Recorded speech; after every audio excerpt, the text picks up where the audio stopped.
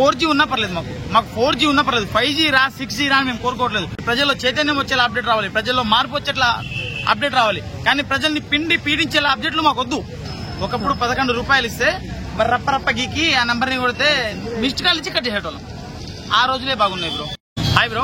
So ఈ network కంపెనీలో అయితే మరోసారి రీఛార్జ్ పెరగబోతుంది అన్నట్టు న్యూస్ వస్తుంది. దీనిపైన మీ అభిప్రాయం ఏంటన్నా? బ్రో అదే చెప్తున్నా కదా, పోయే కాలం దగ్గర పడ్డది జనాలది పోయే కాలం దగ్గర పడ్డది.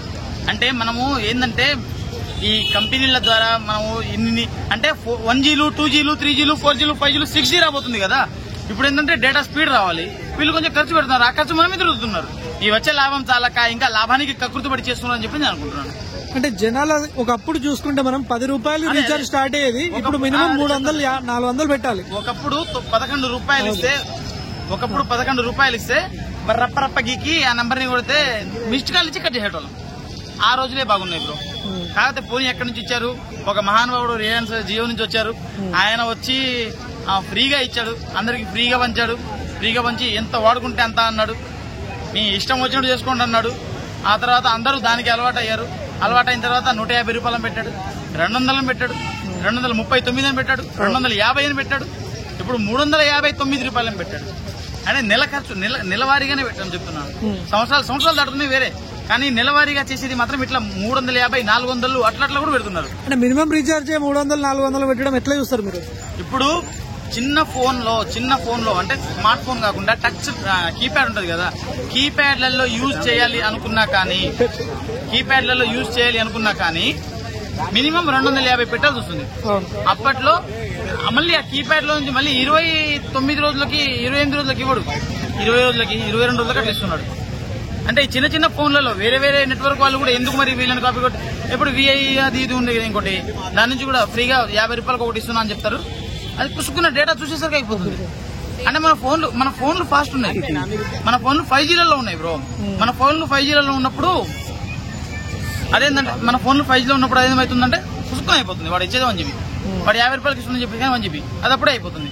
అది కాకపోతే మళ్ళీ 5Gలు కొన్ని చోట్ల వస్తలేవు, వచ్చింది ఇంకా రిలయన్స్ జియో అది ఒకటే వస్తుంది. 2-3 సిమ్స్ ఉండడం వల్ల కూడా ఎక్కువ మనీతో రీఛార్జ్ చేసుకోవాల్సి వస్తుంది. 2-3 సిమ్స్ ఉంటుంది. బ్రో నేను 2 సిమ్లు యూజ్ చేస్తున్నా బ్రో. నాకు రెండింటికి ఫోన్ వస్తుంది, నేను 2 యూజ్ అవ్వాలి నాకు.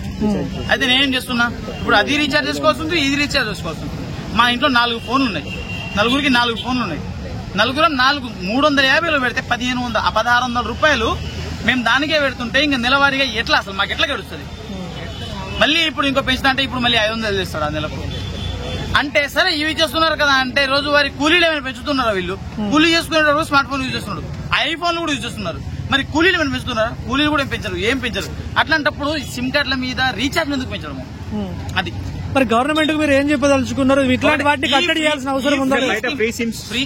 ఫ్రీ స్కీమ్లు అంటే గవర్నమెంట్ వచ్చేసి ఈ బస్సు ఫ్రీలు, ఆ తర్వాత ఏమంటారు కళ్యాణ లక్ష్మిలు అది ఇదని చెప్పి ఇస్తున్నారు కదా, వీటిలో కొంతవరకు ఈ సిమ్ అంటే కార్పొరేట్ కంపెనీ వాళ్ళతో కూడా మాట్లాడి ఈ సిమ్ కార్డులని ఈ ప్రాబ్లం కూడా సొల్యూషన్ అనేది ఒకటి వెతికి చూపించాలి ఖచ్చితంగా. ఇది కేవలం ప్రభుత్వ గవర్నమెంటే కాదు, ఇది మొత్తం అంటే సెంట్రల్ గవర్నమెంటే చూపించాలి. అంటే బయట సెంట్రల్ గవర్నమెంట్ చూపించాలి. రోడ్ పక్కన కూడా ఫ్రీ సిమ్స్ అని చెప్పి మనకు గంటగట్టి డబ్బులు ఎక్కువ రీఛార్జ్ పెట్టడం ఎట్లా చూసారు? ఫ్రీ సిమ్ అని చెప్తున్నారు, మనం చూశాను. ఫ్రీ సిమ్ లేకుంటే MNP అని చెప్పేసి చెప్తున్నారు, ఒకదానికి ఒకటి మార్చడము. కానీ వాడి తర్వాత ఫ్రీ అయిపోయిందన్నా, ఓకే థ్యాంక్ యూ, ఫ్రీ అని ఉంది కదా, ఇక్కడ పోయి డబ్బులు ఎందుకు అడుగుతాం మనం? అయిపోయిందన్నా బ్రో 350 కాయ బ్రో 350 దేనా అంటారు. ఇందిరాబాయి ఫ్రీ అని పెట్టినావు, నువ్వు 350 అడిగితే ఎట్లా అని చెప్పిన స్టార్టింగ్ లో చెప్పాలి కదా నువ్వు అని చెప్పిన. తీసుకో నీ సిమ్ నువ్వే అని చెప్పిన, పెట్టుకో అని చెప్పేసి అప్పుడు నా నెంబర్ పోయినట్టు అయిపోతుంది. అట్లా కూడా జరుగుతుంది ఈ రోజుల్లో. ఏం చెప్తారు ఒక యువత అంటే ఒక పర్సన్ సెంట్రల్ గవర్నమెంట్ బాధ్యత వహించి దీనికి కట్టడించాలి. ఫస్ట్ ఆఫ్ ఆల్ ఈ రాష్ట్ర ప్రభుత్వాలు ఏం చేయలేవు వీటికైతే, ఎందుకంటే సిమ్ అనేది ఇది ఓవరాల్ గా ఉంటది కాబట్టి, మన ఇండియా మొత్తంలో నెట్వర్క్ వస్తుంది కాబట్టి సెంట్రల్ గవర్నమెంటే దీనికి బాధ్యత వహించి ఖచ్చితంగా సెంట్రల్ గవర్నమెంట్ దీనికి ఒక చర్య తీసుకోవాలి ఖచ్చితంగా అని చెప్పి నేను కోరుకుంటాను.